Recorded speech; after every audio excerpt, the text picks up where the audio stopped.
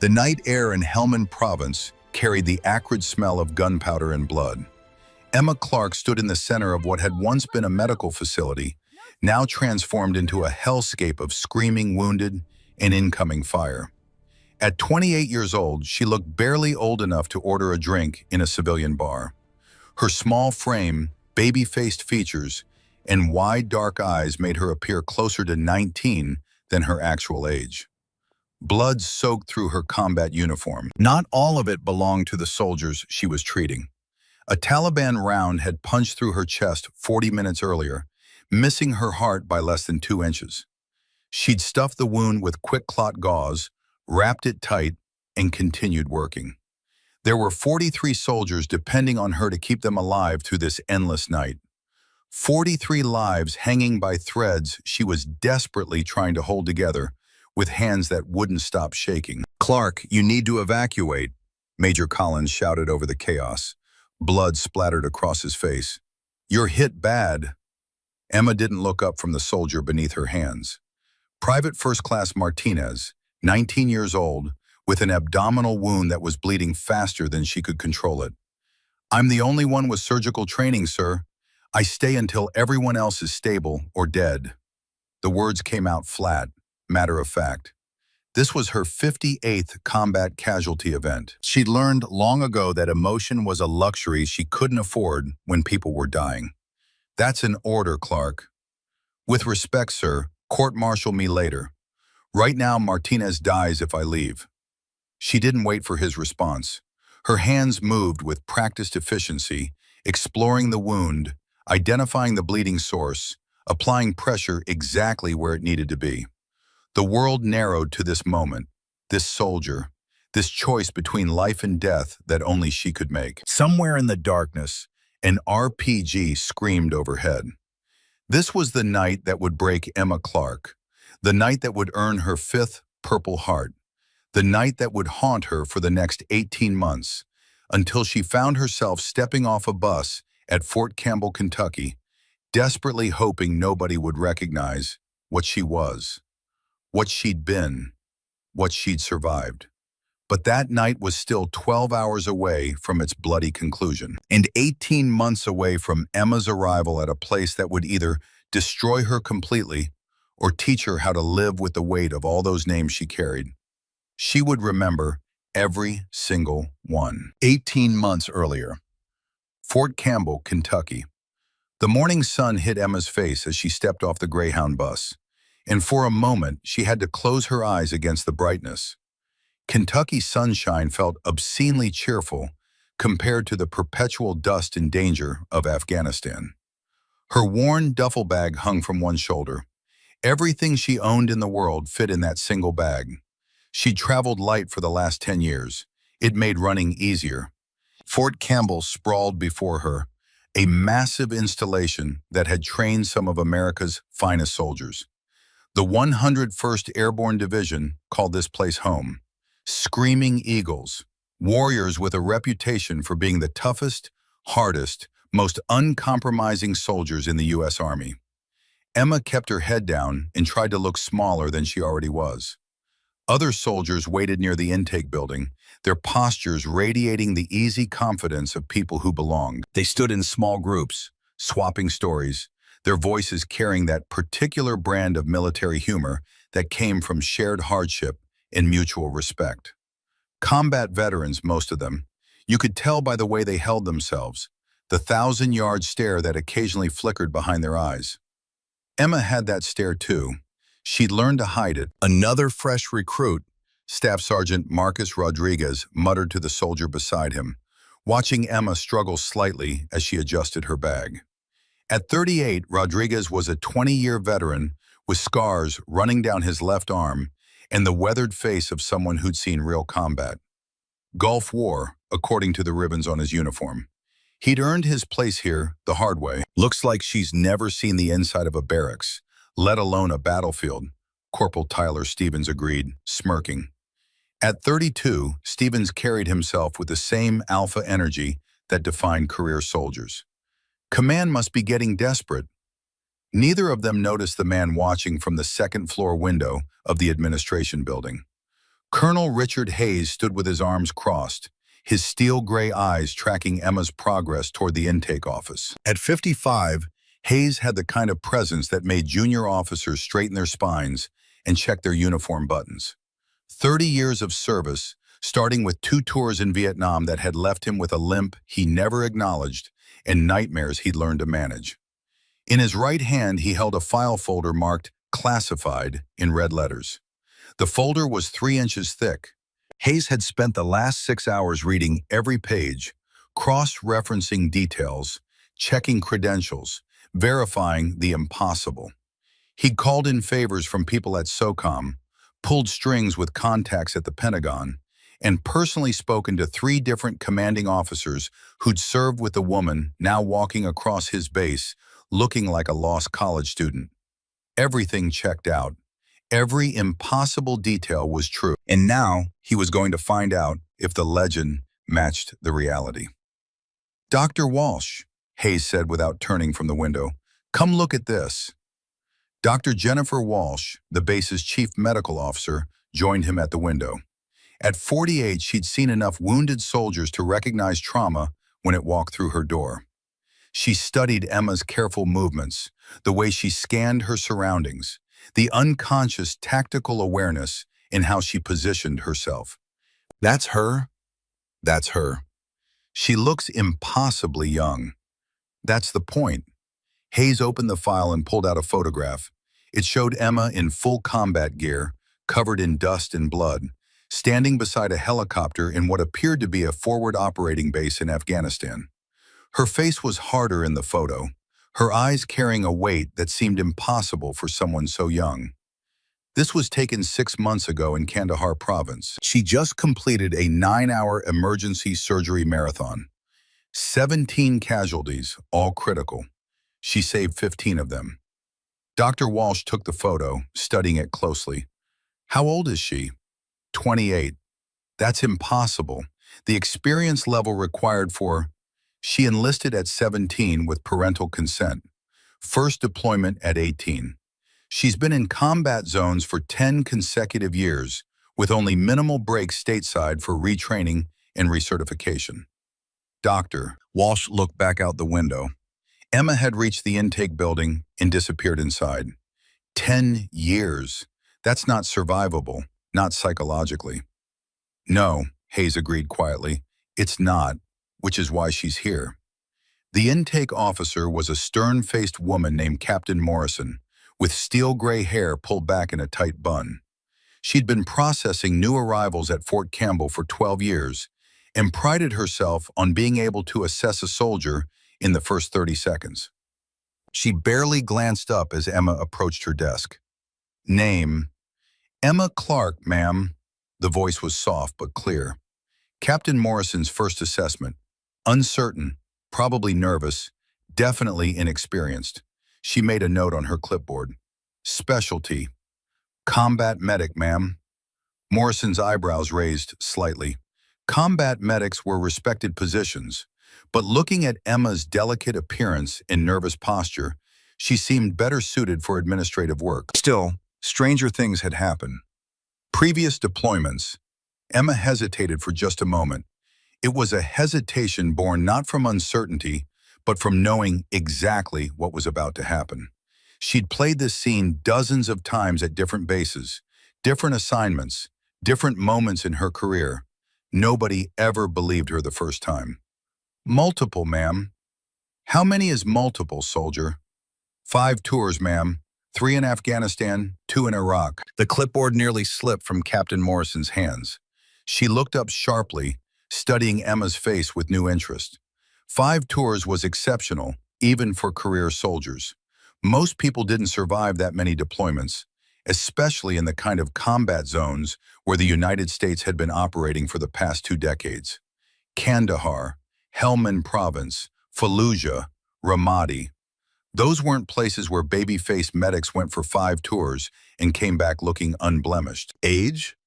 The question wasn't on Morrison's standard intake form, but she needed to know. 28, ma'am. The math didn't add up. Emma would have had to enlist straight out of high school and deploy almost immediately. then spend the next decade in nearly continuous combat rotation.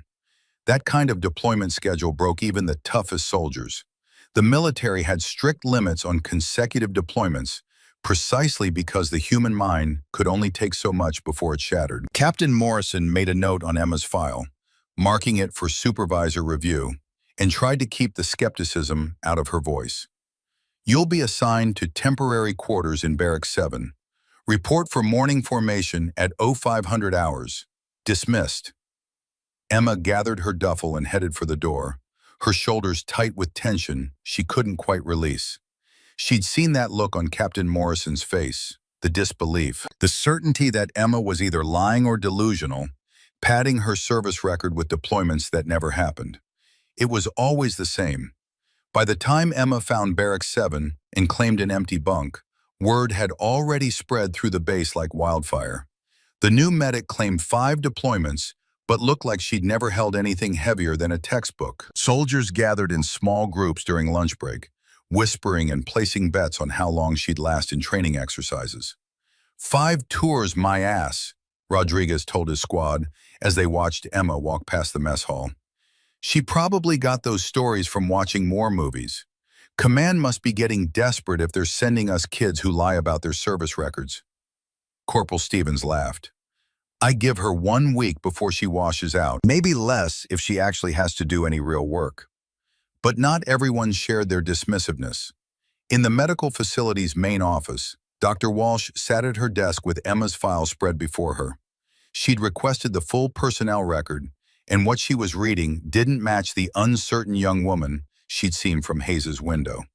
The medical certifications were legitimate and extensive.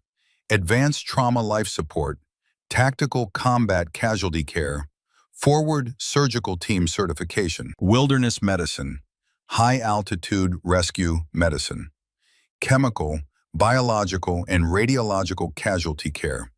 The list went on for 3 pages. These weren't certifications you got from a classroom. They required hundreds of hours of hands-on experience under the most extreme conditions imaginable. Dr. Walsh turned to the psychological evaluations. Standard procedure required psych assessments after every deployment, and Emma had 10 years' worth of them. The early evaluations were normal, showing the expected stress responses of a young medic dealing with her first exposure to combat trauma. But as the deployments continued, the evaluations began showing patterns that Walsh recognized immediately.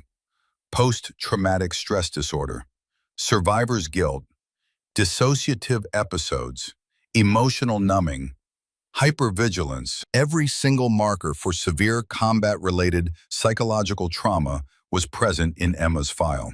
Yet somehow she'd been cleared for continuous duty. Walsh knew why. The military was desperate for experienced combat medics, especially ones with Emma's skill level. They'd bent the rules, pushed her through the cracks, kept deploying her because she was too valuable to lose. They'd used her up, and now she was here, probably broken beyond repair. There's more to this one than meets the eye, Doctor, Walsh said to her assistant, a young lieutenant named Carter. Her trauma response scores are higher than soldiers I've seen with diagnosed PTSD requiring hospitalization. Look at these medical procedure certifications. You don't get training in battlefield amputation and emergency thoracotomy from sitting in a classroom. Lieutenant Carter leaned over to look at the file. Maybe she's exaggerating her experience? No. Dr. Walsh pointed to a specific section. These certifications require verification from commanding officers. Everything here is documented and authenticated. If anything, I suspect this file is incomplete. There's probably a classified section we don't have access to. She was right. In his office, 1 floor above, Colonel Hayes sat with that classified section open before him. The pages detailed operations that would remain secret for decades, missions in places the United States officially denied having any presence, and casualty events that would make a horror film look tame by comparison. 3 silver stars for valor, 5 purple hearts, 62 confirmed saves under direct enemy fire, and a recommendation for the Distinguished Service Cross, the second highest military decoration for valor that Emma had declined.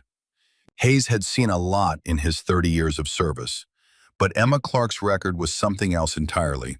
She'd been tested in ways that would have destroyed most soldiers, and somehow she was still standing, still functioning, still trying to serve.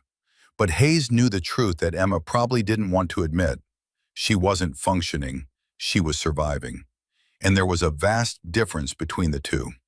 That's why he'd requested her transfer to Fort Campbell, not to use her skills, but to give her something he'd spent 20 years learning to do himself. He was going to teach Emma Clark how to heal.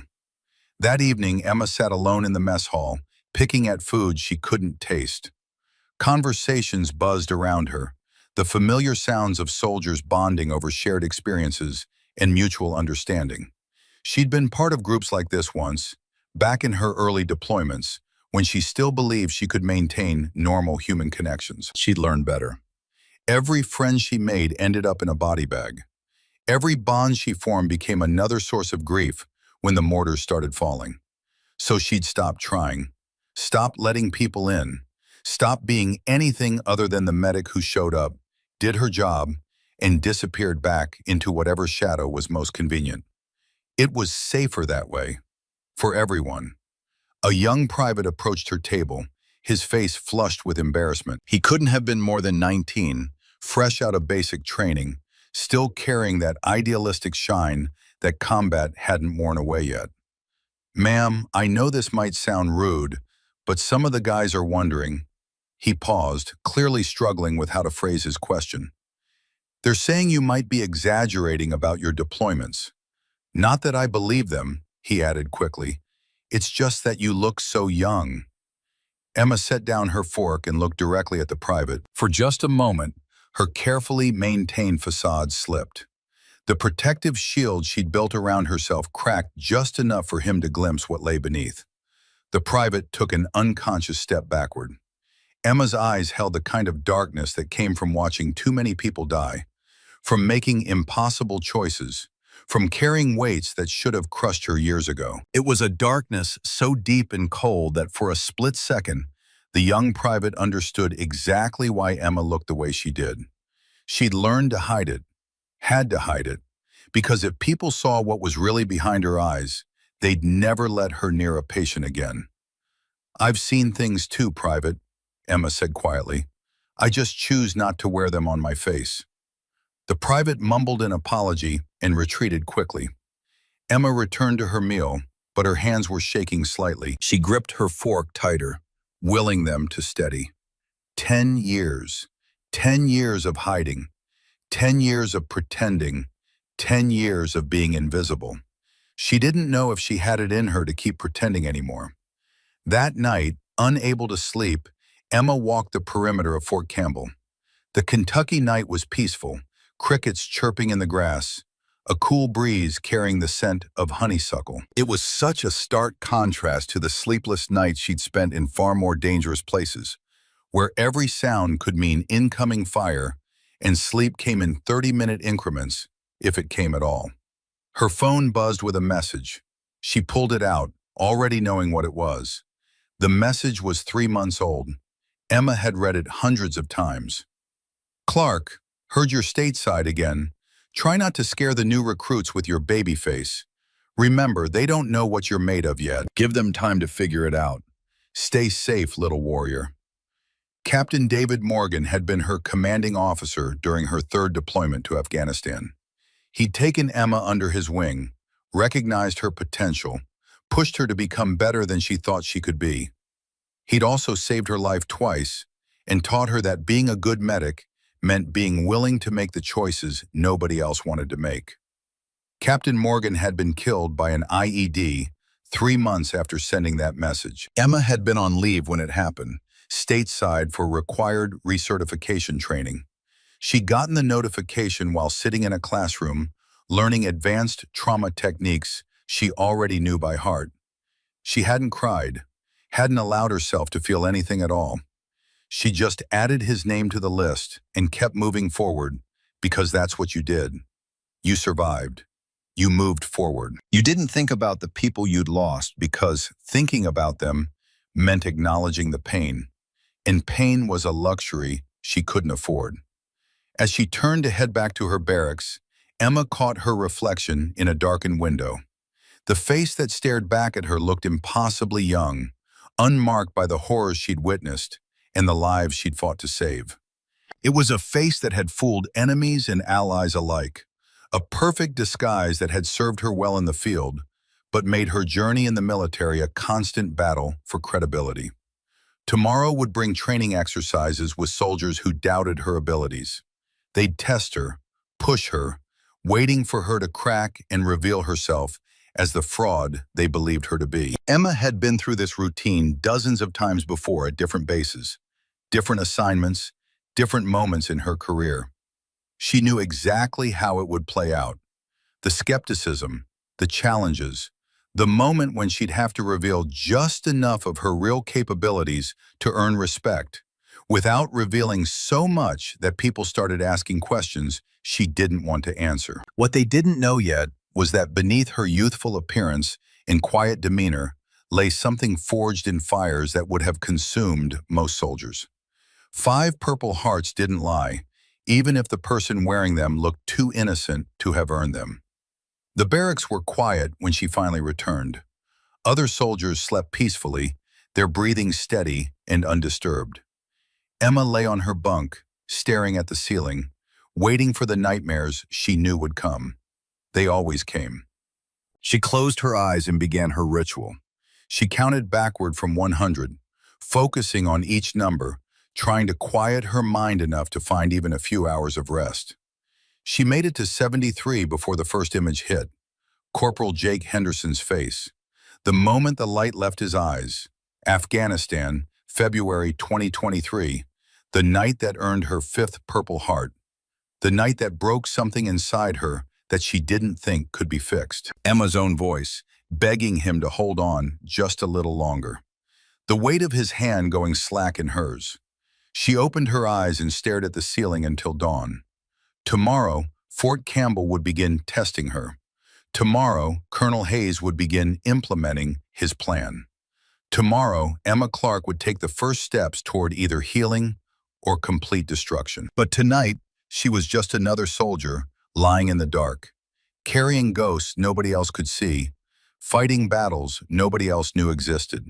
5 Purple Hearts, and a heart that kept beating even though sometimes she wished it wouldn't. The alarms shrieked through the barracks at 0500 hours, but Emma Clark was already awake. She'd been staring at the ceiling for the past hour, her internal clock still locked to combat zone rhythms, where sleep came in stolen minutes and waking meant immediate threat assessment.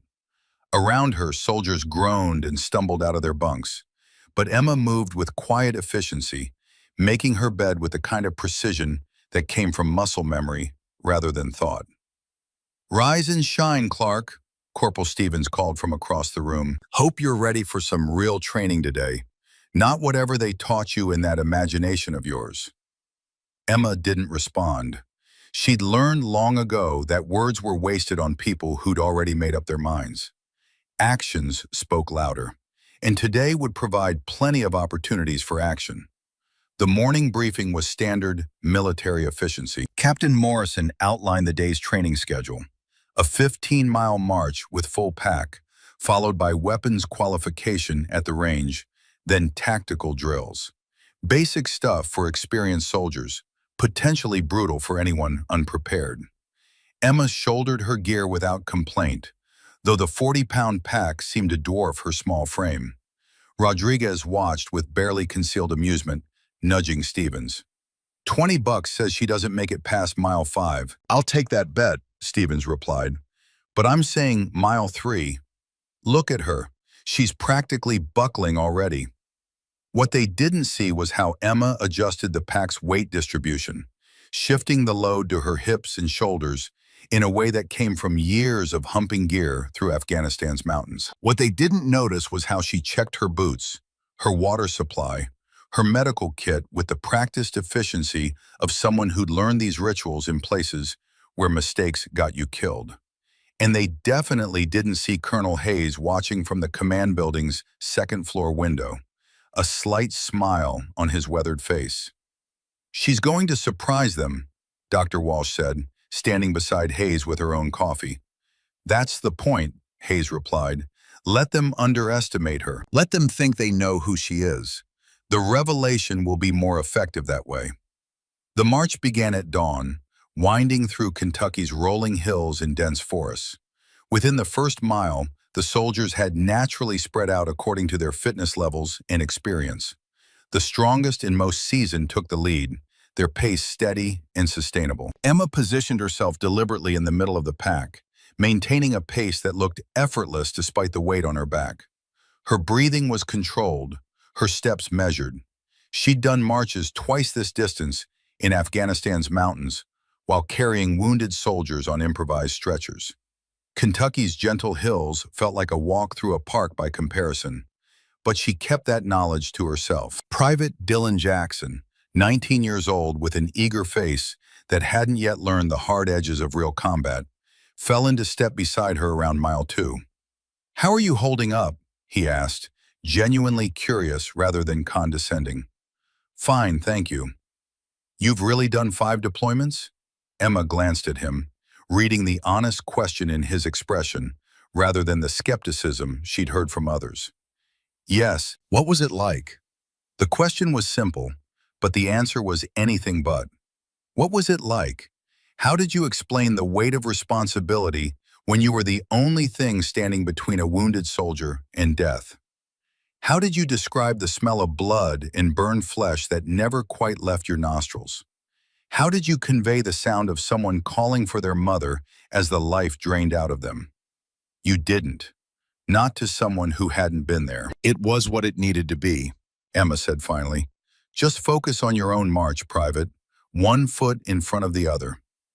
By mile 5, the complaining had started in earnest.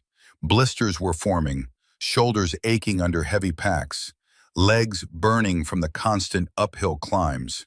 The temperature was rising with the sun, and even Kentucky's moderate climate felt oppressive under full gear. Emma remained silent. She developed a technique during her first deployment. Don't think about the distance. Think about the next step. Then the step after that. Break impossible tasks into manageable pieces, and suddenly they became possible. It was a philosophy that had kept her alive for 10 years. Private Noah Johnson, a muscular 19-year-old who looked like he should be playing college football, started showing signs of trouble around mile 8. His face was flushed deep red despite the relatively cool morning air. Sweat poured down his cheeks in sheets. His breathing became labored, ragged. Emma noticed immediately. She'd seen heat exhaustion and heat stroke too many times to miss the signs. Johnson's skin was too flushed, his movements becoming uncoordinated. He stumbled slightly over terrain that shouldn't have caused problems. "Johnson," Emma called quietly, "drink water." "I'm fine," he insisted, his words slightly slurred. No, he wasn't. Emma moved closer, watching his gait, his posture, the way he was starting to weave slightly.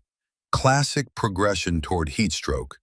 In the desert, she'd seen soldiers go from walking to collapsed in less than 10 minutes once the symptoms reached this stage. By mile 10, Johnson was in serious trouble. His face had gone from flushed to pale and clammy. His eyes weren't quite focusing right. He stumbled again, catching himself on a tree. Emma grabbed his arm, feeling the heat radiating from his skin, the rapid flutter of his pulse under her fingers. "Sergeant Rodriguez," she called ahead. "Medical situation." Rodriguez jogged back, irritation clear on his face. "What now, Clark?"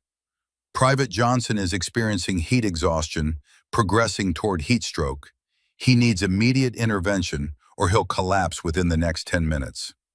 Rodriguez looked skeptical. Johnson was standing upright, still conscious, even insisting he was fine. "He looks okay to me." Emma's voice became sharper, carrying an authority that seemed to come from nowhere. "Sergeant, his pulse is 140 and thready. His skin is hot and dry despite the temperature. He's showing early signs of altered mental status. In approximately 10 minutes, he'll collapse. In 20 minutes, his core temperature will reach dangerous levels. I strongly recommend we treat him now, rather than waiting for a full medical emergency."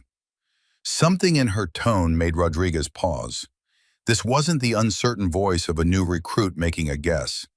This was the clinical assessment of someone who knew exactly what they were talking about, who'd seen this scenario play out enough times to predict its progression with disturbing accuracy. How do you know his pulse without checking? I did check. While you were walking back, radial pulse, carotid pulse, respiratory rate, skin signs, all consistent with Class 2 heat exhaustion, about to progress to Class 3. Rodriguez stared at her for a long moment, then looked at Johnson more carefully. The kid did look worse than he had a few minutes ago. And if Clark was right about the timeline, they had maybe 10 minutes before this became a serious problem requiring helicopter evacuation. What do you need? Emma was already pulling supplies from her medical kit. Johnson, sit down. That's not a request. Johnson sat heavily, and within moments, exactly as Emma had predicted, his condition deteriorated. His skin became clammy and pale. Confusion set in. He tried to stand and nearly fell. Emma worked with smooth efficiency that seemed at odds with her appearance. She established I-5 access with practiced ease, despite Johnson's poor circulation making his veins difficult to find.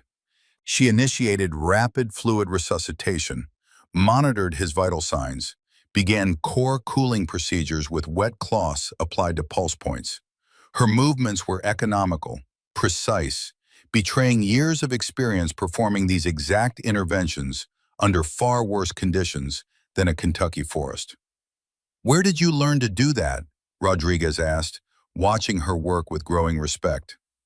Combat medicine training, Emma replied without looking up from her patient. Hyperthermia is common in desert deployments. You treat it aggressively or people die. Within 15 minutes, Johnson's condition had stabilized. Color returned to his cheeks. His confusion cleared. His vital signs improved to acceptable ranges. Emma helped him to his feet, ensuring he could walk steadily before allowing the march to continue. Rodriguez pulled her aside as the group reorganized. Clark, I owe you an apology. That was exceptional work. We all did our job, Sergeant. That's what matters. But Rodriguez shook his head. No, that wasn't just doing your job. That was the work of someone who's seen more medical emergencies than most of us will see in a lifetime. How old are you really? Emma met his gaze steadily. 28, Sergeant. And yes, I've really done 5 deployments. Word of the incident spread through the formation like wildfire. The small woman who looked like fresh training had just diagnosed and treated a medical emergency with the skill of a seasoned combat medic. Her predictions had been accurate to the minute. Her intervention had likely prevented a serious evacuation and possibly saved Johnson's life. Suddenly, her claims about multiple deployments didn't seem so far-fetched. The afternoon brought weapons training at the firing range. Emma approached with the same quiet confidence she'd shown during the medical emergency. Master Sergeant Williams, a grizzled range instructor with 30 years of service, handed her an M4 carbine. Let's see what you got, Clark. Take your time getting comfortable with the weapon. Emma accepted the rifle and examined it briefly. Her hands moved with automatic precision, checking the action, testing the sights, confirming the weapon was safe and functional. These were movements so ingrained she could have done them blindfolded. She loaded a magazine, assumed a prone position with textbook form, and fired 10 rounds in rapid succession at targets 200 meters downrange. Williams retrieved the target and stared at it for a long moment before showing it to the assembled soldiers. Every single round had hit within the bullseye. The grouping was tight enough to be covered by a man's palm. Lucky shots, Stevens muttered, though his voice carried less conviction than before. Williams raised an eyebrow. Let's try 500 meters then. Wind's picking up too. Should make it interesting. Emma adjusted her sights, compensated for wind and distance with the kind of mental calculations that came from extensive training, and fired another 10 rounds. This grouping was even tighter than the first. Williams checked the target twice, certain there must be some mistake. Where exactly did you train, Clark? Sniper school, Camp Pendleton. Advanced marksmanship at Fort Benning. desert warfare training in 29 Palms. Each location she named represented months of intensive training, the kind of specialized education reserved for soldiers being groomed for special operations or reconnaissance roles. Combat medics didn't typically receive sniper training unless they were attached to units that operated in particularly dangerous environments. What's your longest confirmed kill? The question came from Stevens, who no longer wore his earlier smirk. Emma paused, her expression growing distant. I'm a medic, Corporal. My job is to save lives, not take them. But when someone threatens my patients or my team, I do what's necessary. The evasive answer only heightened the mystery surrounding her. Williams made a note in his training log, marking Emma's marksmanship scores at expert level, then added a personal comment. Recommend evaluation for instructor position. That evening, several soldiers approached Dr. Walsh with questions about the new medic. The stories they told painted a picture of someone far different from the uncertain young woman who'd arrived just days earlier. Dr. Walsh pulled Emma's complete military file, requiring special security clearance to access the classified sections. What she found made her sit back in her chair and whistle softly. Emma Clark wasn't just any combat medic.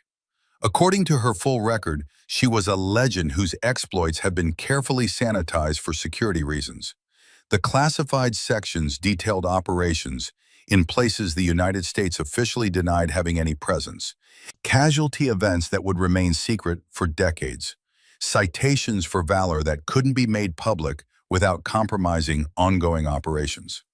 3 silver stars, 5 purple hearts, 62 confirmed saves under direct enemy fire, and a recommendation for the Distinguished Service Cross that Emma had declined. Dr. Walsh picked up her phone and called Colonel Hayes. Sir, I've reviewed Clark's complete file. We need to talk about her psychological state. My office, 20 minutes. When Dr. Walsh arrived, Hayes was standing at his window, looking out over Fort Campbell's training grounds. The sun was setting, painting the sky in shades of orange and red that reminded him uncomfortably of tracer fire. She's a walking miracle and a ticking time bomb, Dr. Walsh said without preamble. Her psychological evaluations show severe PTSD, survivor's guilt, dissociative episodes. By rights, she should have been medically retired years ago, but she wasn't, Hayes said quietly, because the military needed her. We used her up, deployment after deployment, because she was too good at what she did, too valuable to lose. And now she's here, probably irreparably damaged, and we're going to what? Train her to be an instructor? Sir, she needs intensive therapy, not more responsibility. Hayes turned from the window. Dr. Walsh, how long have you been at Fort Campbell? 12 years. Then you weren't here when I arrived. You don't know my story. He moved to his desk and pulled out a different file, this one from the 1960s, the pages yellowed with age. Vietnam, 1968. I was 23 years old, fresh out of West Point, leading a platoon through the jungle near the Cambodian border. We walked into an ambush. 32 men under my command. 32 soldiers I was responsible for keeping alive. Hayes's voice remained steady, but his hands tightened on the file folder. I was the only survivor, spent 3 days in that jungle, hiding among the bodies of my men, waiting for rescue. When they finally pulled me out, I was covered in their blood and carrying 32 names I couldn't forget. Dr. Walsh remained silent, understanding dawning in her eyes. I spent the next 20 years drowning in guilt and alcohol, barely functioning, going through the motions of a military career because I didn't know how to do anything else.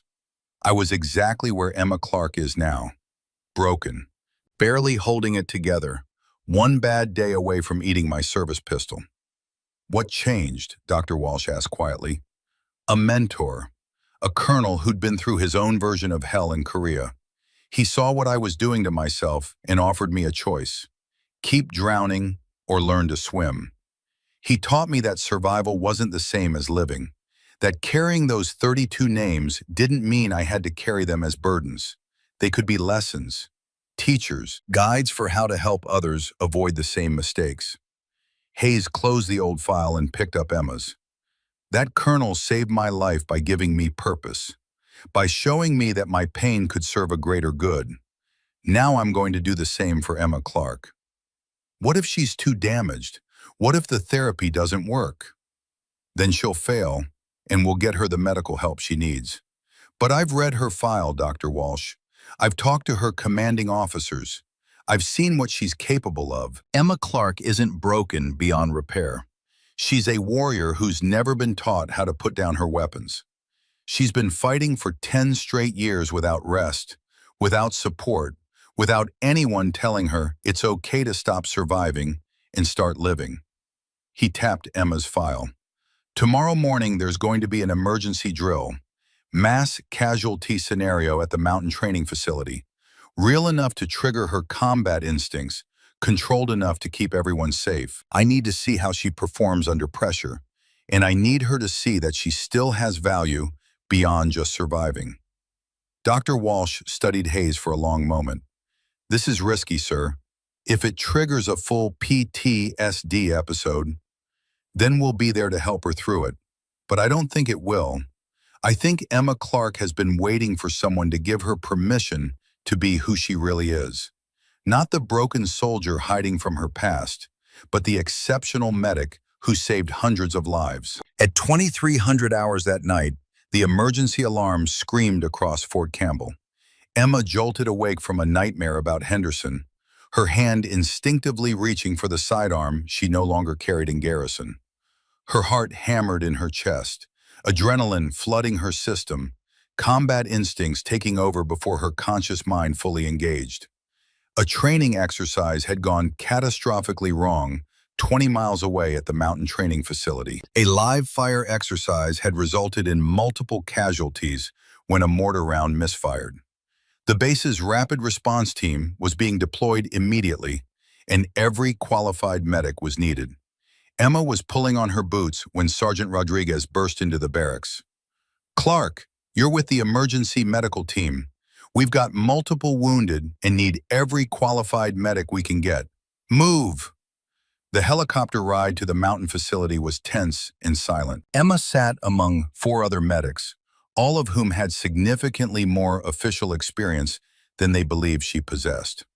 Dr. Walsh sat across from her, studying Emma's face in the dim cabin lighting. "Clark," Dr. Walsh said over the rotor noise, "this is going to be intense. Mass casualty situations are different from anything you might have trained for. Stay close to the senior medics and follow their lead." Emma nodded respectfully, though she'd treated mass casualty events that would have broken most of these experienced medics. She kept her thoughts to herself and checked her medical kit for the 3rd time, running through mental checklists that had kept her alive and effective through countless emergencies. The landing zone was controlled chaos. Emergency floodlights illuminated a scene of organized panic as soldiers and medical personnel rushed between casualties scattered across rocky terrain. The acrid smell of gunpowder and blood filled the air, triggering memories Emma had worked hard to suppress. For a moment, she was back in Helmand Province, back in that endless night with soldiers depending on her to keep them alive. She closed her eyes, counted to 3, and forced herself back into the present. Kentucky, training facility. Controlled exercise, not Afghanistan, not real combat. She could do this. "We've got 12 wounded," Major Collins shouted, the senior medical officer on scene. 3 critical, 4 serious, 5 walking wounded. Triage protocols in effect immediately. Emma followed the team toward the casualties, her trained eyes already assessing the scene. The distribution of wounded, the nature of their injuries, the available resources. Her mind processed the information automatically. Pattern recognition from years of similar scenarios, painting a clear picture of what needed to happen next. The first critical patient was Corporal James Adams, 22 years old with severe abdominal trauma and significant blood loss. Staff Sergeant Aaron Pierce, the senior medic on their team, knelt beside him with shaking hands. "Jesus," Pierce muttered, staring at the massive wound. I've never seen anything this bad. Where do we even start? Emma moved closer, observing Pierce's hesitation. Adams was bleeding internally, his blood pressure dropping rapidly. In a civilian hospital, he'd need immediate surgery. Here in the field, he needed damage control that could keep him alive until evacuation. Pierce had maybe 5 minutes before Adams went into irreversible shock. "Pierce, his pressure's dropping," Emma said quietly, her voice cutting through the chaos with unexpected clarity. "I can see that," Pierce snapped, stress evident in his voice. "I'm thinking." Thinking was a luxury Adams didn't have. Emma could see his skin growing pale and clammy, classic signs of hypovolemic shock. His body was shutting down, diverting blood from extremities to vital organs in a desperate attempt to survive. In less than 5 minutes, he'd be beyond help. "Sir, may I suggest starting 2 large-bore IVs and initiating rapid fluid resuscitation while we prepare for emergency surgery?" Emma's voice carried the same clinical authority Rodriguez had heard during the march. Pierce looked up at her with irritation. "Clark, I told you to observe and learn. This isn't a classroom." But Dr. Walsh had moved close enough to overhear the exchange. She looked at Adams, then at Emma, recognizing something in the younger woman's demeanor that Pierce was missing. Emma wasn't guessing or offering textbook suggestions. She was speaking from experience, identifying a clear treatment path based on pattern recognition from having seen this exact scenario before. "What would you do, Clark?" Dr. Walsh asked. Emma glanced at Pierce, who was struggling with basic IV placement due to Adams's poor circulation and the stress of the situation. "Permission to speak freely, ma'am?" "Granted. Corporal Adams has a penetrating abdominal wound with probable internal bleeding. His blood pressure is dropping, heart rate increasing. Skin signs indicate Class 3 hypovolemic shock. He needs immediate surgical intervention, but we need to stabilize his circulation first." Emma's voice carried a clinical authority that seemed to come from years of experience rather than theoretical training. "How would you stabilize him, Doctor?" Walsh pressed, watching Pierce continue to struggle. Emma looked directly at Pierce. "Sir, with your permission." Pierce, overwhelmed by the severity of the situation and his own limitations, stepped aside. "Go ahead." Emma moved with sudden decisive action. Her hands were absolutely steady as she established 2 IV lines with practiced efficiency, finding veins that Pierce had missed, working with the kind of speed that came from having performed this procedure hundreds of times under far worse conditions. She started rapid fluid resuscitation, prepared emergency medications, and began laying out surgical instruments with military precision. "Pierce, I need you to maintain pressure on the wound while I prep for emergency surgery," Emma instructed, her voice calm and authoritative. The shy, uncertain recruit had disappeared, replaced by a confident trauma surgeon whose hands moved with the assurance of extensive experience. "Emergency surgery? Here?" Pierce stared at her in disbelief. "It's called damage control surgery. We're not trying to fix everything, just stop the bleeding and get him stable for transport." Emma was already making a controlled incision, her movements sure and practiced. "Dr. Walsh, I need better light." Pierce, prepare 2 units of blood for rapid transfusion. Rodriguez, monitor his vitals and call out any changes. Dr. Walsh watched in fascination as Emma transformed before her eyes. The timid young woman who'd arrived at Fort Campbell had been replaced by a confident combat surgeon whose hands worked inside Adams's abdomen with practiced skill. This wasn't textbook medicine. This was battlefield trauma care performed by someone who'd done it so many times the movements had become automatic. "Clark, where exactly did you learn damage control surgery?" Dr. Walsh asked while Emma worked. "Forward operating bases in Afghanistan, ma'am. When helicopters can't fly due to weather or enemy fire, you do what's necessary to keep people alive." Emma's hands moved with careful precision, locating the source of bleeding, controlling it, stabilizing Adams enough for evacuation. She talked as she worked, explaining her actions in clinical detail, demonstrating the kind of tactical medical knowledge that took years of combat experience to develop. Primary hemorrhage control achieved. Starting mass closure. Pierce, how are his vitals? Blood pressure coming up. Heart rate stabilizing. Jesus, Clark, I've never seen anything like this. 30 minutes later, Adams was stabilized and ready for helicopter evacuation. His blood pressure had improved, bleeding was controlled, and his chances of survival had increased dramatically from nearly zero to somewhere around 85%.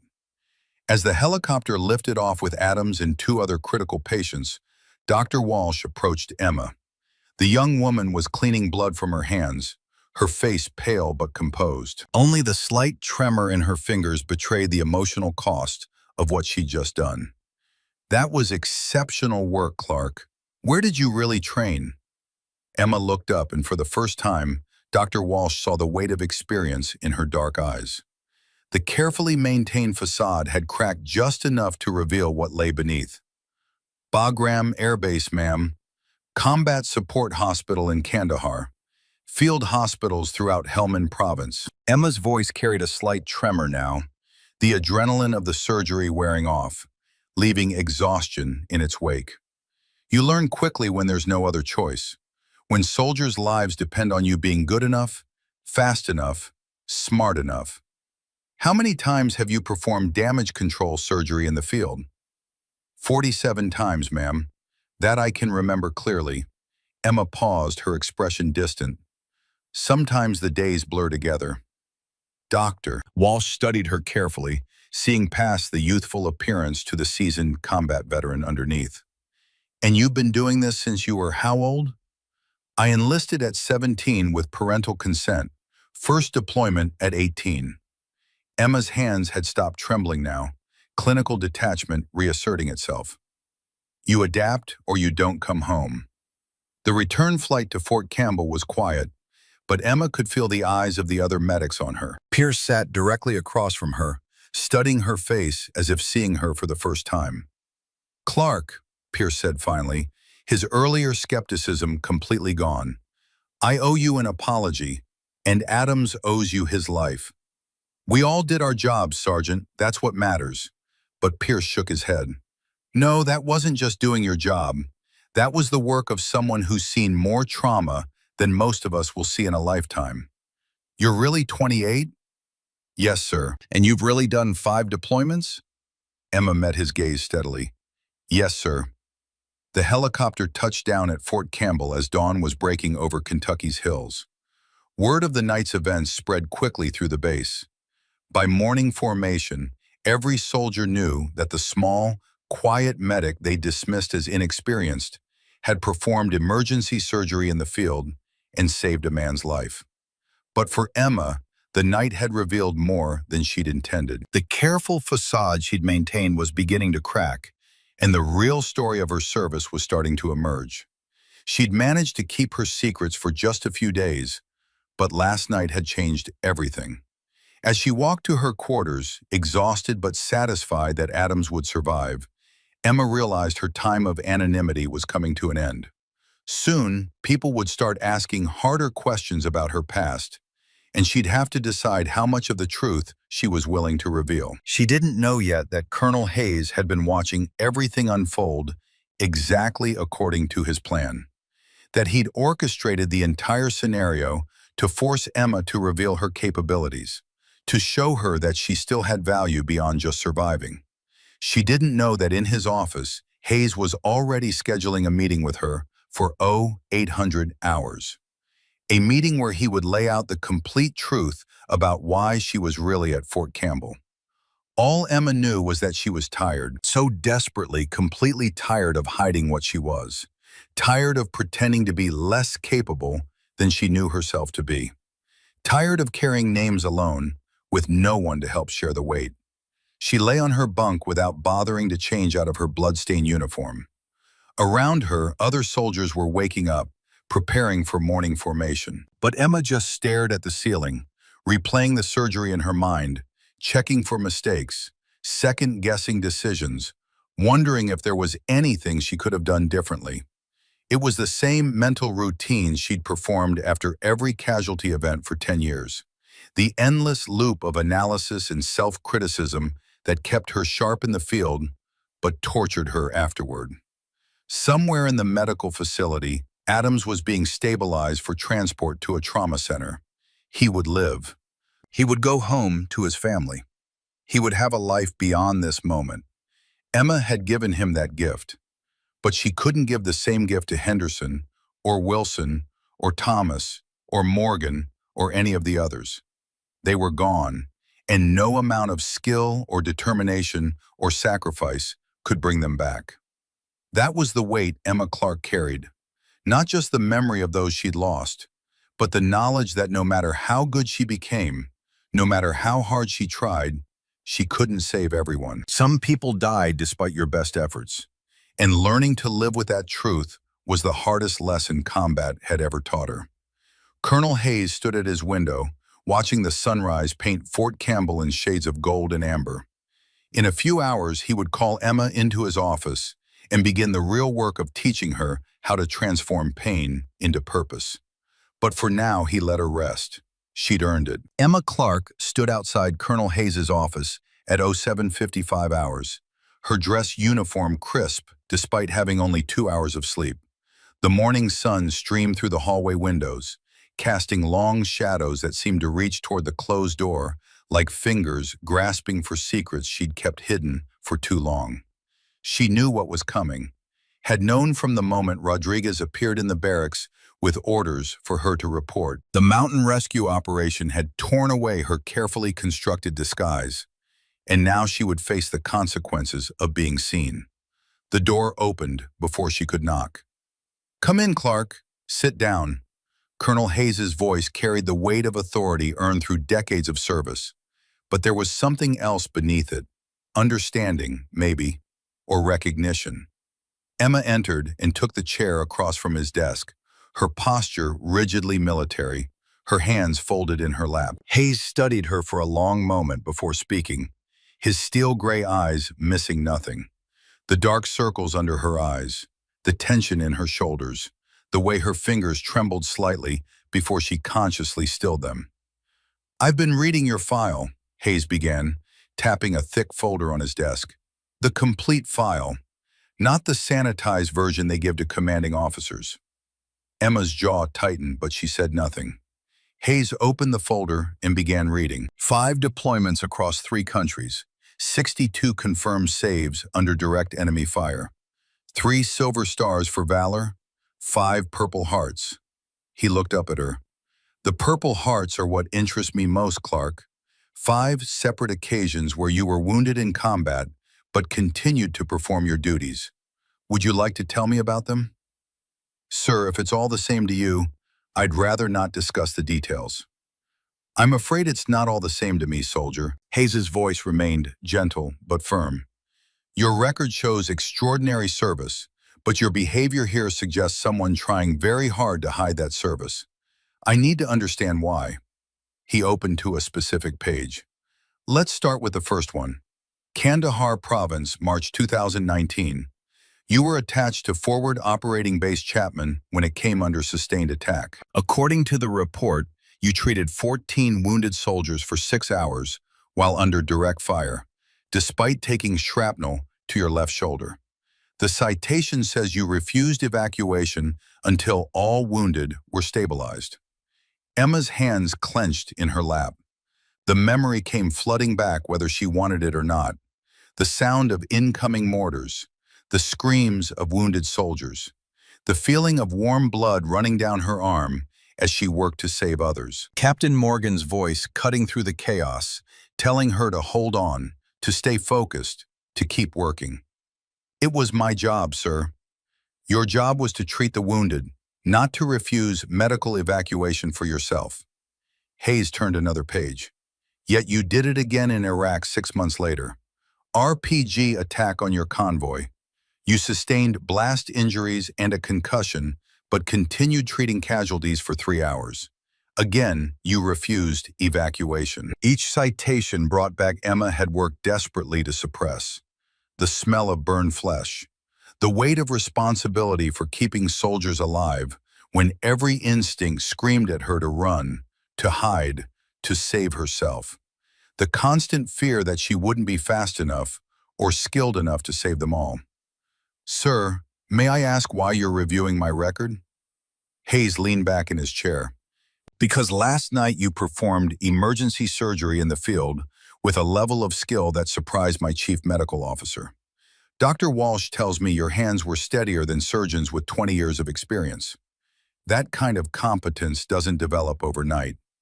He turned to another page. Your third Purple Heart, Helmand Province, January 2020. IED explosion threw you 15 feet. You suffered a concussion and multiple lacerations, but immediately began treating other casualties. The report says you worked for 4 hours before anyone realized you were injured.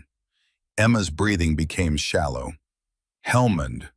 That was where she'd saved Rodriguez's brother, where she'd learned that being good at your job sometimes meant ignoring your own pain until everyone else was taken care of.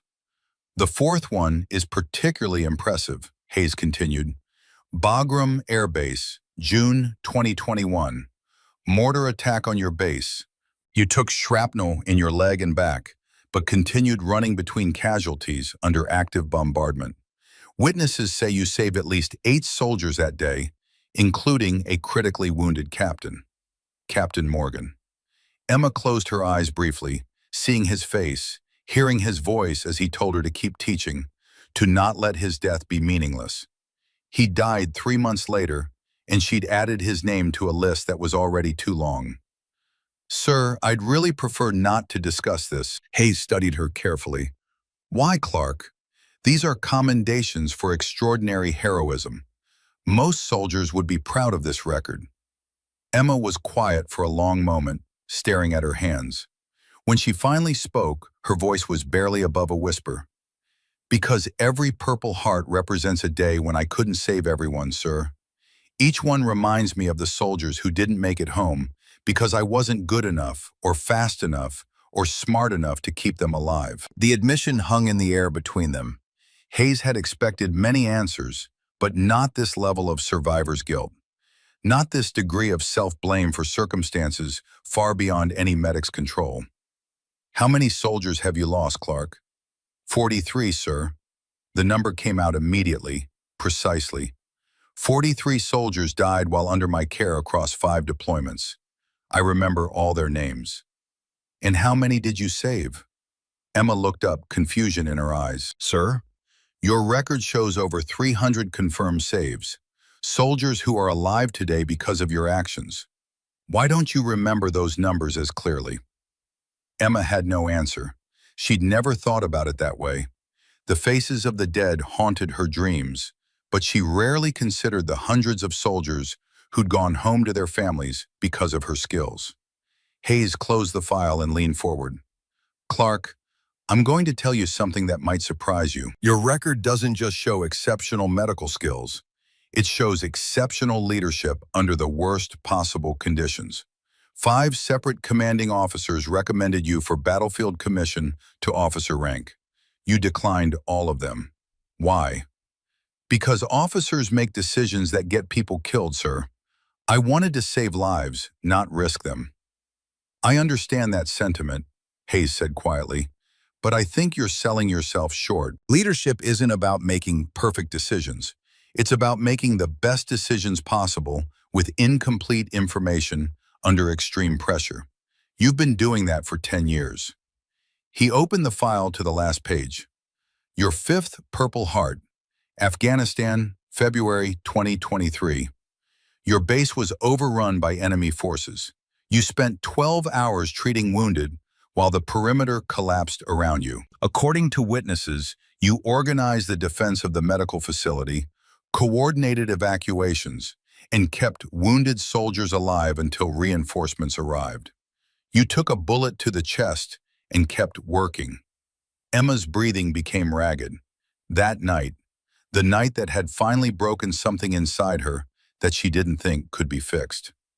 The citation recommends you for the Distinguished Service Cross, Hayes continued, the second highest decoration for valor. You declined that too. Why? I didn't deserve it, sir. Why not? Emma's composure finally cracked. Tears began running down her cheeks as 10 years of suppressed trauma came to the surface. Because I couldn't save them all, sir. Lieutenant Morrison bled out in my hands because I couldn't get to him fast enough. Sergeant Williams died because I ran out of blood products. Corporal Jackson died because I couldn't perform surgery while taking enemy fire. 43 names, sir. I carry them all. Hayes came around his desk and sat in the chair next to her. His voice was gentler now, that of a father rather than a commanding officer. Clark, you've carried this burden alone for too long. Those soldiers didn't die because you failed them. They died because war is hell, and sometimes good people don't come home despite everyone's best efforts. It doesn't feel that way, sir. I know it doesn't. Hayes paused and spoke with careful deliberation. Vietnam, 1968. I was 23 years old, leading a platoon through the jungle near the Cambodian border. We walked into an ambush, 32 men under my command. I was the only survivor. Emma looked up, seeing the pain in Hayes's eyes that mirrored her own. I spent the next 20 years drowning in guilt and alcohol, barely functioning, going through the motions because I didn't know how to do anything else. I was exactly where you are now, Clark. Broken, barely holding it together, one bad day away from eating my service pistol. What changed, sir? A mentor, a colonel who'd been through his own version of hell in Korea. He saw what I was doing to myself and offered me a choice. Keep drowning or learn to swim. He taught me that survival wasn't the same as living, that carrying those 32 names didn't mean I had to carry them as burdens. They could be lessons, teachers, guides for how to help others avoid the same mistakes. Hayes pulled out another folder, this one containing Emma's psychological evaluations and a detailed proposal. I'm offering you what saved me, Clark. Purpose. I'm recommending you for promotion to warrant officer and assignment to our Special Operations Medical Team as an instructor. You'll train other medics in combat trauma care. Share your experience with soldiers heading into deployment. Emma shook her head. Sir, I don't think I'm ready for that kind of responsibility. Clark, you've been ready for that responsibility for years. You just haven't realized it yet. Hayes stood and extended his hand. Think about it, but understand this. Hiding your experience and skills doesn't honor the soldiers you've saved or the ones you've lost. Sharing what you know might prevent other medics from losing soldiers the way you have. Emma left Hayes's office in a daze. The conversation had cracked something open inside her that she'd kept locked away for years. For the first time, someone had seen past her carefully constructed walls and offered not judgment, but understanding. The next morning, Emma was walking to the training facility when Rodriguez intercepted her in the hallway. His usual confident swagger was gone. He looked uncertain, almost vulnerable. Clark, I need to talk to you. About Helmand, January 2020. Emma stopped. Helmand, the IED. 8 casualties. She remembered them all. What about it, Sergeant? Rodriguez pulled out his phone, showed her a photo. A young soldier, early 20s, with Rodriguez's eyes and jawline. Corporal Miguel Rodriguez, my little brother. He was there. The IED attack. Emma's breath caught. She remembered. The kid with the severed femoral artery. She'd had maybe 90 seconds before he bled out. She'd clamped the artery with her bare hands, held pressure for 40 minutes until the medevac arrived. I remember him, Emma said quietly. He's alive because of you. Lives in Texas now. Wife. 2 kids. Coaches Little League. Rodriguez's voice cracked. I didn't know it was you. When you arrived here looking like... I didn't connect it. But last night I called Miguel. Described you. He remembered. The small medic who wouldn't let go. Who kept telling him to stay awake. To think about home. He straightened to attention and saluted her. I owe you an apology, ma'am. And a debt I can never repay. My brother's alive because you were good enough, fast enough, and brave enough. Thank you. Emma returned the salute, throat tight. This was why she did it. Not for the medals or the recognition. For moments like this. For Miguel Rodriguez coaching Little League in Texas. Your brother earned his survival, Sergeant. He fought hard.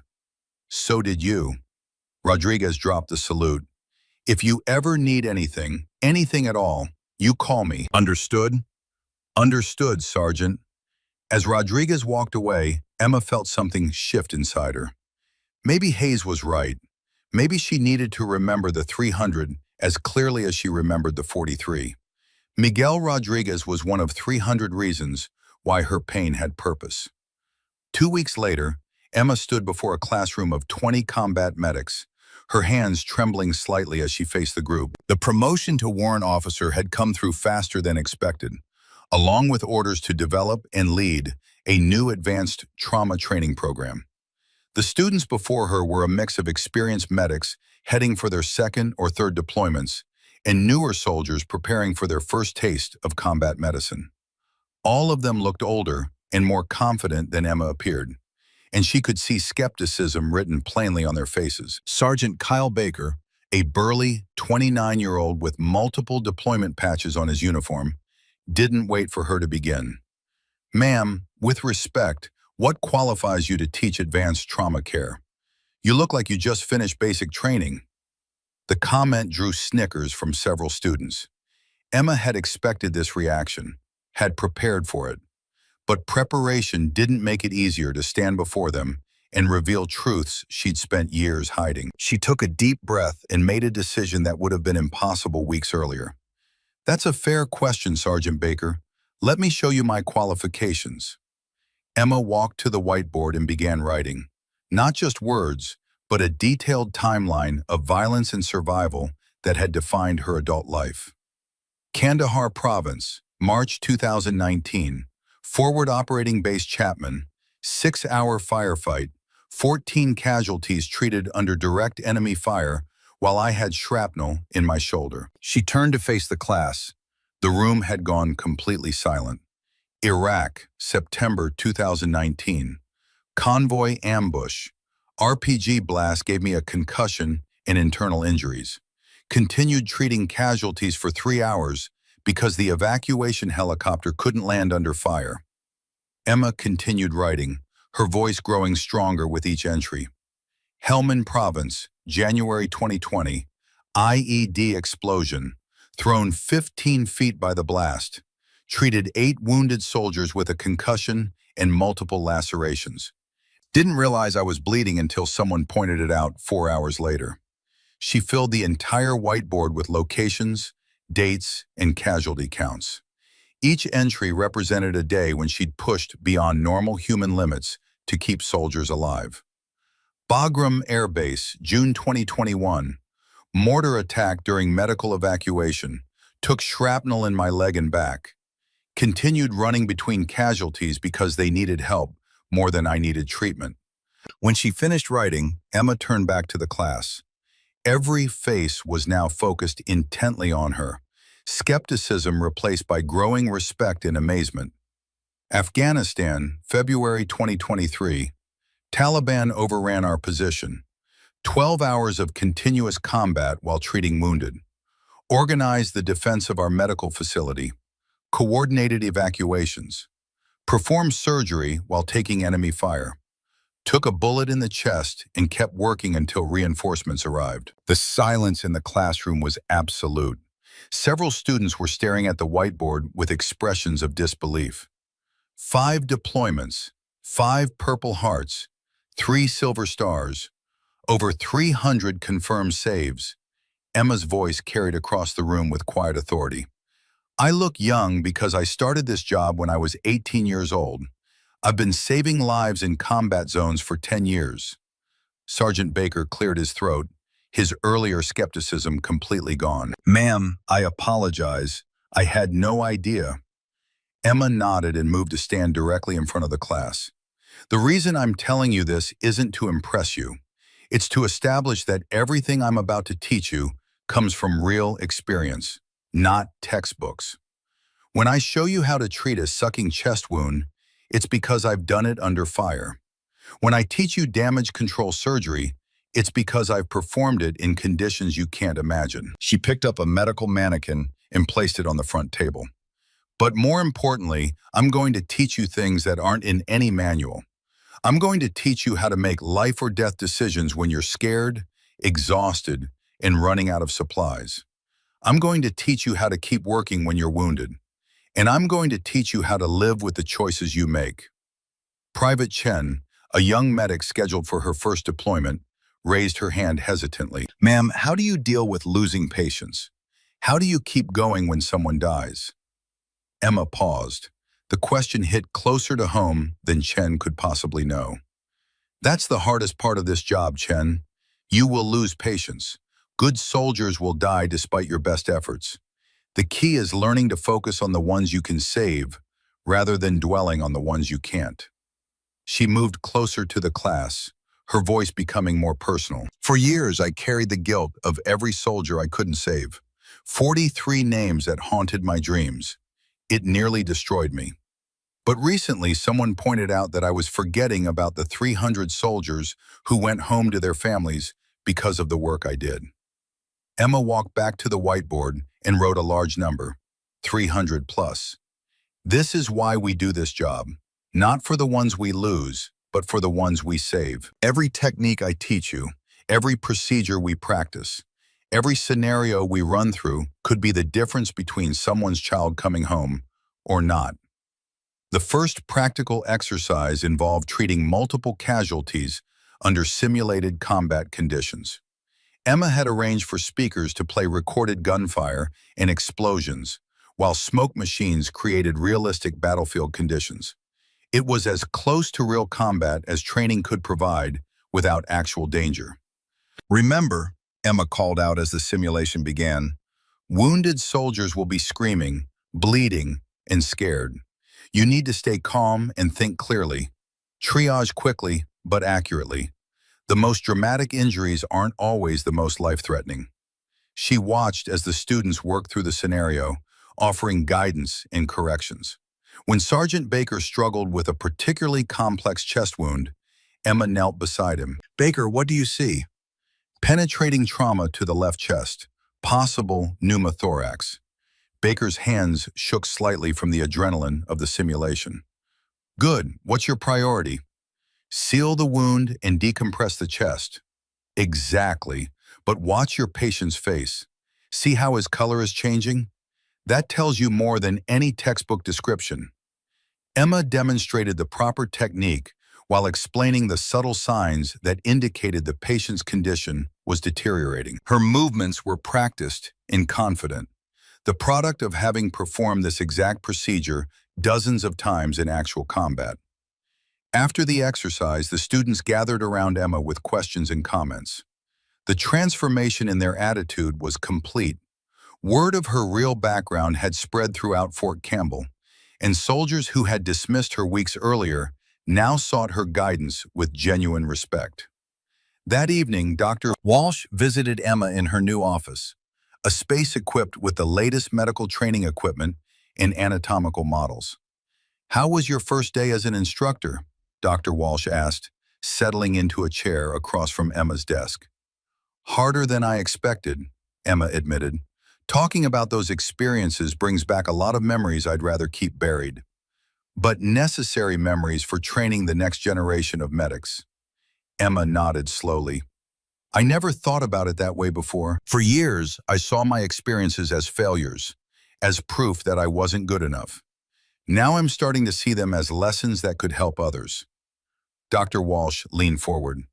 Emma, can I ask you something personal? What made you finally decide to accept this assignment? Emma was quiet for a moment, considering the question. I realized that hiding from my past wasn't honoring the soldiers who died or the ones who lived. If my experience can help one medic save one more life, then maybe all the pain and guilt I've carried will mean something. And how are you sleeping? Better, actually. The nightmares are still there, but they're different now. Instead of just seeing the faces of soldiers I couldn't save, I'm starting to remember the ones I did save. It's a start. Dr. Walsh smiled. It's more than a start, Emma. It's healing. 6 months passed in a blur of training sessions, curriculum development, and slowly learning to live with ghosts that would never fully leave. Emma threw herself into teaching with the same intensity she'd once reserved for saving lives under fire. Each student became a personal mission, each lesson a chance to prevent future tragedies. The advanced combat trauma response protocol she developed became standard training across all military medical units. Casualty survival rates began improving almost immediately. Commanding officers from across the country requested her presence at their bases to train their medics. Emma Clark, who had spent years hiding her capabilities, became the face of modern combat medicine. The invitation to present at the National Defense University in Washington, D.C. came as a surprise. Colonel Hayes insisted she accept, overriding her protests about not being ready for such a prominent stage. Now she stood in a packed auditorium at the National Defense University, military medical professionals from across the country filling every seat. The moderator's introduction echoed through the space.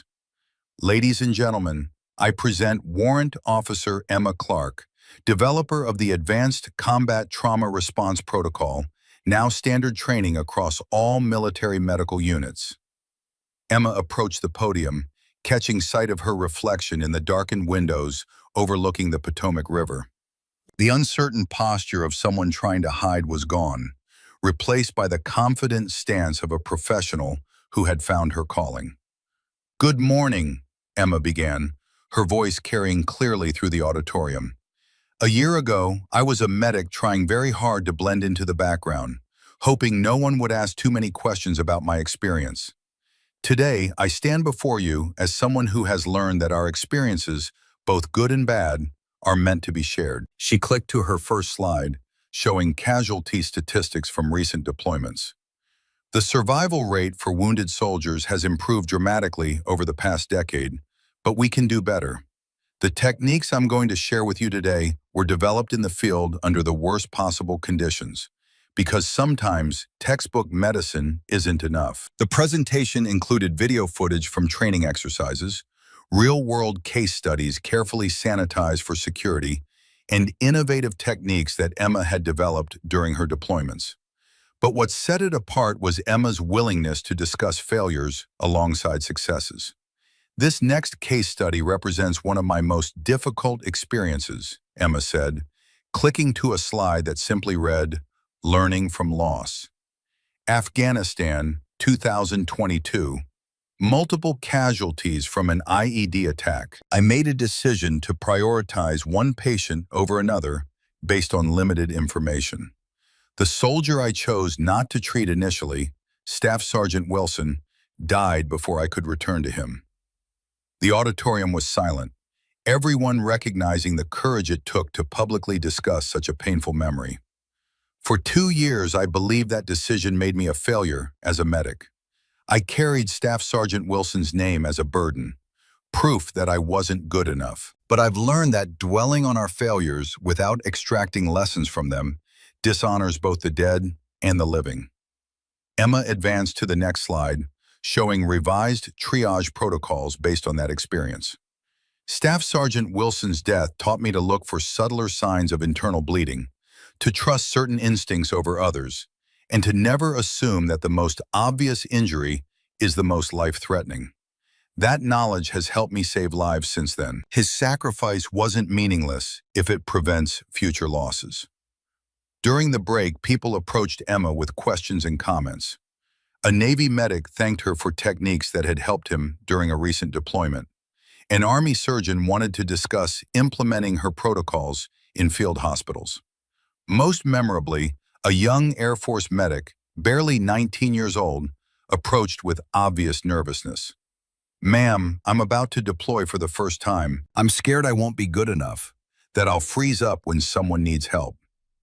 Emma studied the young woman's face, seeing herself at 18. "What's your name?" "Airman Peterson, ma'am."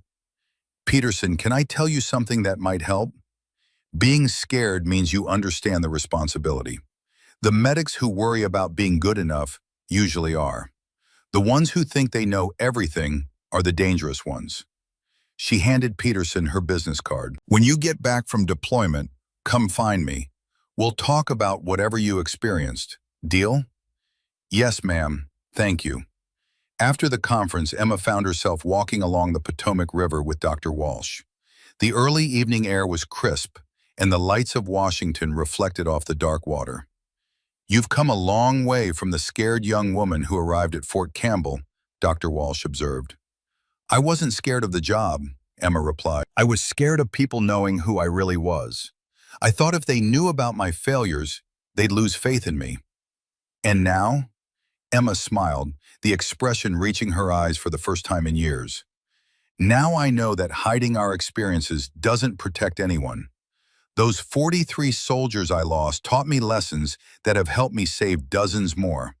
Their deaths mean something if I use what I learned to help others. Before calling her parents, Emma knocked on Colonel Hayes's hotel room door. He answered, still in uniform, though his tie was loosened. Clark, or should I say, Warrant Officer Clark. Permission to speak freely, sir. Hayes gestured her inside.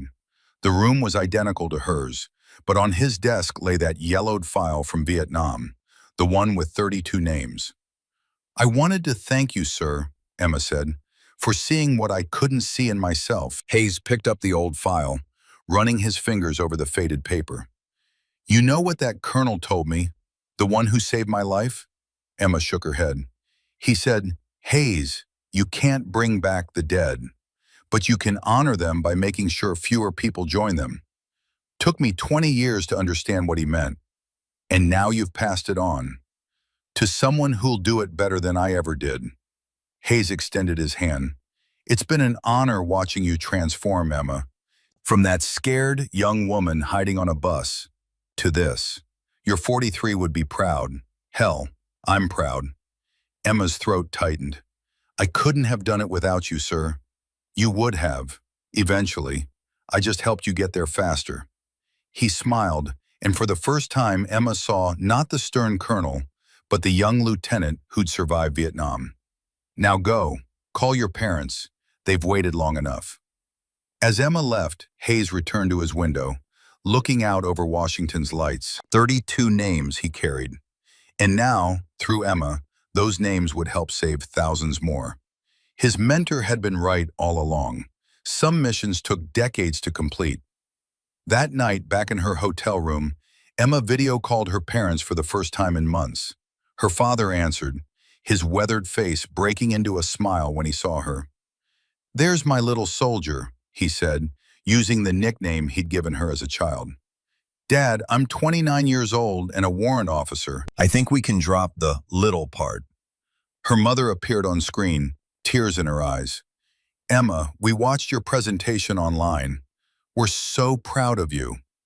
We always knew you were special, her father added, even when you were trying to convince everyone you weren't. Emma felt her throat tighten with emotion. I'm sorry I stayed away so long. I didn't know how to talk about what I'd experienced. You don't have to apologize, sweetheart, her mother said. We knew you'd find your way eventually. You always were our strongest child, even when you didn't feel strong. After ending the call, Emma sat by the window, looking out at the nation's capital. Somewhere in this city, politicians made decisions that would send young soldiers into harm's way. Her job was to make sure those soldiers had the best possible chance of coming home alive. She picked up her phone and sent a text to Colonel Hayes. Sir, I accept the promotion to Captain and Chief Instructor assignment. When do I start?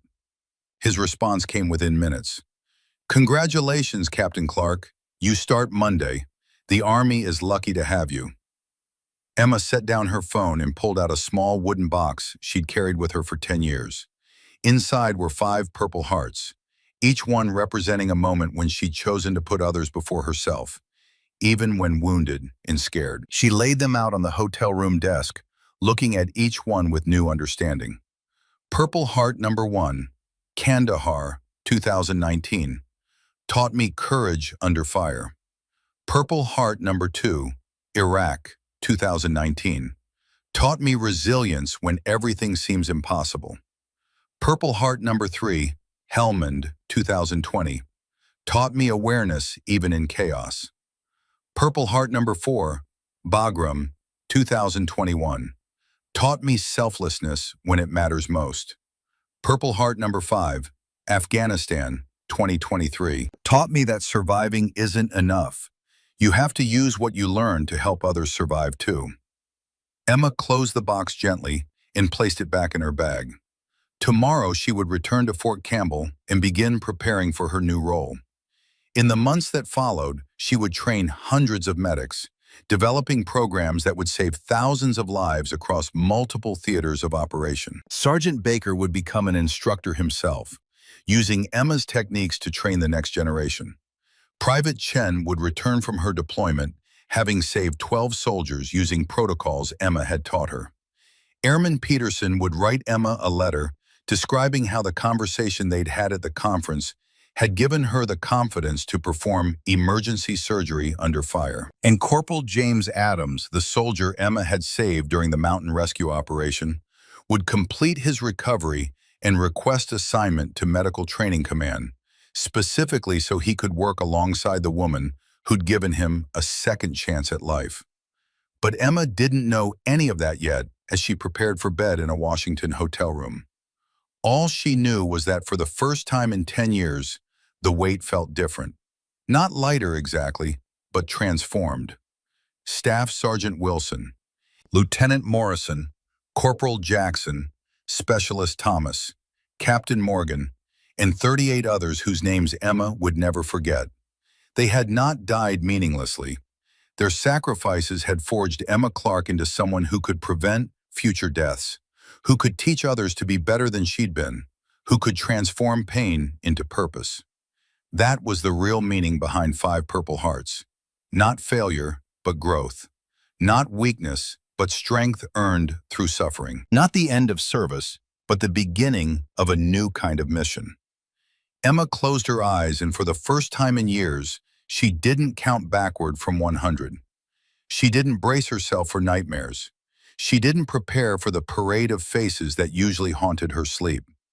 Instead, she thought about Monday, about the classroom of medics waiting to learn, about the lives that would be saved because of lessons learned in blood and fire, about the future she was building from the wreckage of her past. Captain Emma Clark, 29 years old, 5 Purple Hearts, 43 names she would never forget, 300 lives saved and countless more to come through the medics she would train. She looked like she belonged in a college classroom, not a combat zone. Her baby face and small frame had fooled enemies and allies alike for a decade. But appearances had always been deceiving when it came to Emma Clark. True warriors didn't need to look the part. True courage didn't require visible scars. True strength came from surviving the unsurvivable and choosing to use that survival to help others. Emma drifted off to sleep with a small smile on her face, and for the first time in 10 years, her dreams were not filled with the faces of the dead. Instead, she dreamed of classrooms full of eager students, of protocols being implemented across combat zones, of casualty rates dropping because medics were better prepared. She dreamed of a future where fewer families received devastating news, where more soldiers came home, where the lessons learned in her darkest hours prevented others from experiencing similar darkness. She dreamed of purpose, of redemption, of peace earned through service that would extend far beyond her own deployments. And when she woke the next morning to Washington's sunshine streaming through her window, Emma Clark understood something she'd never quite grasped before. Survival was just the beginning. Living meant transforming that survival into something greater than yourself. Her war wasn't over. It had simply changed form. And this new battle, fought in classrooms and training facilities rather than deserts and mountains, might be the most important one she'd ever fight. Because this time, she wasn't just trying to save the soldiers in front of her, she was trying to save all the soldiers she'd never meet, through the medics she'd train, through the protocols she'd develop, through the legacy she'd build from ashes and blood, and 43 names that would forever guide her forward. Captain Emma Clark reported for duty at Fort Campbell the following Monday, ready to begin the next chapter of her service. The small woman with the baby face in the impossible record was finally home. Not because she'd found a place, but because she'd found her purpose. And that made all the difference.